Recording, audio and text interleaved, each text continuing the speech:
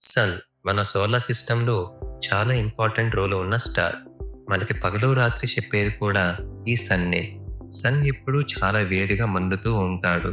కానీ ఎప్పుడు ఎప్పుడు ఎలా అలా మండుతూ ఉంటాడు అన్న డౌట్ మీకు ఎప్పుడైనా వచ్చిందా? మామూలుగా ఏదైనా ఫ్యూయల్ లైక్ కిరోసిన్, పెట్రోల్ వంటి వాటిని మనం మండించాలి అంటే అగ్గితో మండిస్తాం. ఈ ఫైర్ ఆక్సిజన్‌తో రియాక్ట్ అయ్యి ఫ్యూయల్‌ని బర్న్ చేస్తుంది. ఇది ఫ్యూయల్ బర్న్ అయ్యే process.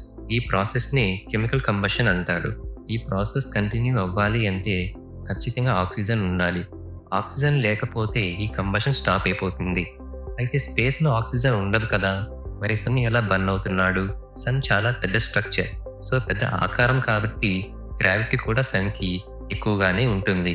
So sun heavy mass వల్ల కోర్ దగ్గర ఉన్న ఆటమ్స్ ఒకదానితో ఒకటి ఢీకొట్టుకొని పెద్ద ఆటమ్స్‌గా మారుతాయి. ఈ ఆటమ్స్ కొల్లైడ్ అవుతున్నప్పుడు హీట్ అండ్ లైట్ ఫార్మ్‌లో ఎనర్జీ రిలీజ్ అవుతుంది.